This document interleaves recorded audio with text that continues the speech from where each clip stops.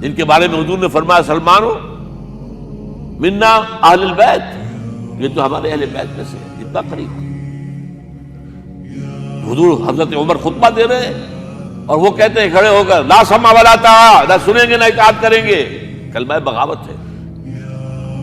تو کوئی ناگواری کا احساس نہیں، مجمع عام میں بات ہو رہی ہے۔ کیوں کیا بات ہے؟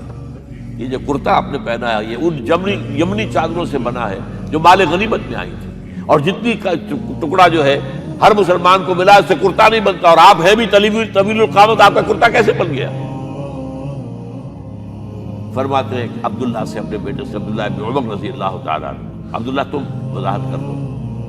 وہ کھڑے ہو کے کہتے ہیں نا میرا کرتا بن رہا تھا نا ابا جان کا، میں نے اپنے حصے کا کپڑا ابا جان کو دیا ہے، اس سے یہ کرتا بنا۔ الآن نسمع ونطیع، بس اب اس کے بعد آپ فرمائیے، آپ جو کہیں گے سنیں گے اور اطاعت کریں گے۔ یہ متوازن نظام، نہ ڈکٹیٹریت ہے کہ کوئی بول نہیں سکتا، تم اور حاکم وقت پر تنقید کر رہے ہو اور بربرا کر رہے ہو۔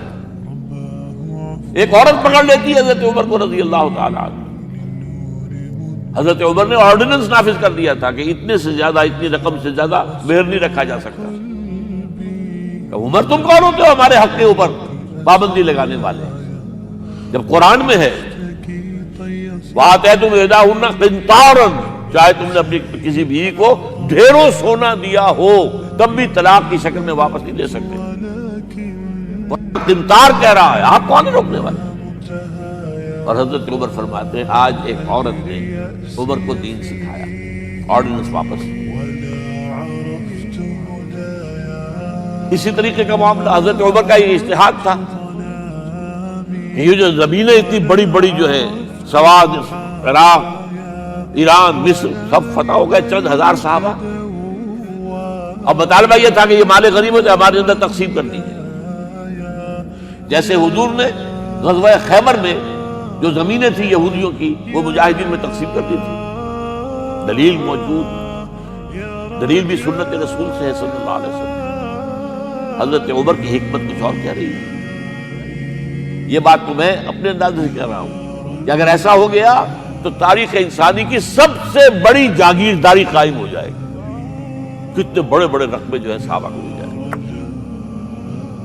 لیکن انہوں نے جو بات بیان کی وہ یہ تھی اگر یہ سارا تقسیم ہو گیا تو بعد میں آنے والوں کے لیے کیا رہے گا، اور جو فوجیں اب ہمیں پورے نظام کے لیے رکھنی پڑے گی ان کو کون سپورٹ کرے گا، ان کے لیے کہاں سے خرچہ آئے گا؟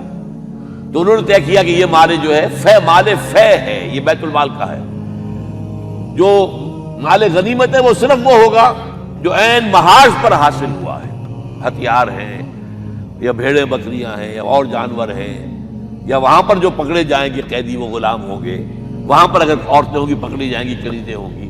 یہ نہیں کہ پورے ملک جو ہے وہ غلام بنا دیے جائیں اور پورے ملک کی جو زمینیں تقسیم کر دی جائیں۔ بعض صحابہ کھڑے ہو گئے نہیں۔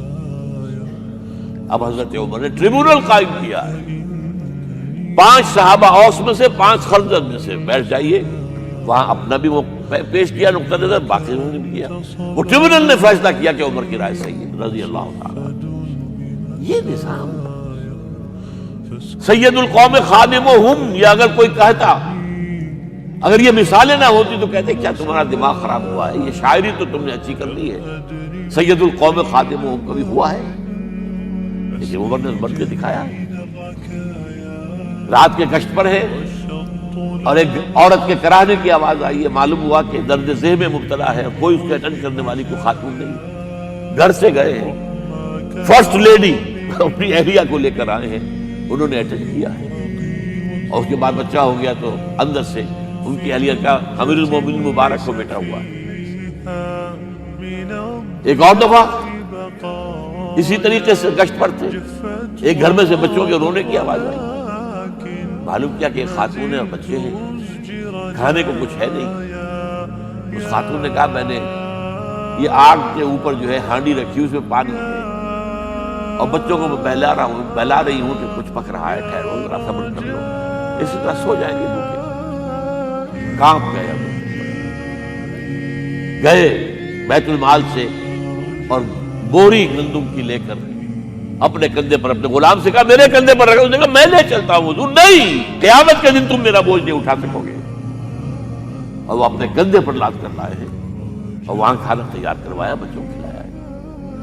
یہ نظام، یہ ہے رحمت للعالمینی کا مظہر۔ یہ جان لیجئے سیرت محمدی صلی اللہ علیہ وسلم کے جب آپ مطالعہ کرتے ہیں کہ وہ سارا انقلابی جدوجہد کا دور ہے، اس میں ابھی نظام کی جو خوبیاں ہیں وہ پورے طور پر سامنے نہیں آئی تھی۔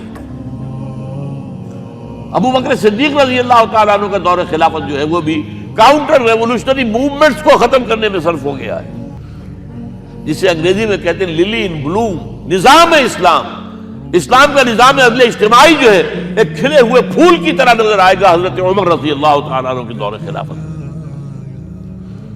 مساوات کا اندازہ آپ کر سکتے کوئی خلیفہ نہیں، ایک آیا ایرانی مدینے میں چکر لگایا، کوئی انہیں بہل نظر نہیں آیا، اسے پوچھا ہے اینا ملککم، تمہارا بادشاہ کہاں ہے؟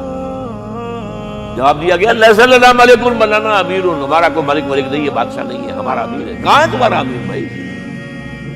وہ بیت المال کے کچھ اونٹ گم ہو گئے تھے، سب تلاش کر چکے، نہیں ملا، ہمارا خلیفہ خود گیا ہے۔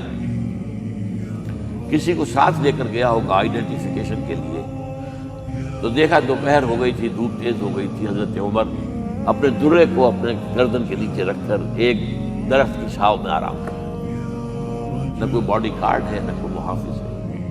انہیں وہی کھڑے ہو کر کہا اے عمر تم انصاف کرتے ہو تو تمہیں کوئی ڈر نہیں ہے، اور ہمارے بادشاہ خون پیتے ہیں لوگوں کا، وہ کانپتے رہتے ہیں، انہیں اونچی اونچی فصیلیں چاہیے، بڑے بڑے فوجی چاہیے، انہیں تو بہت اسکواڈز چاہیے کہ جو ان کی حفاظت کریں۔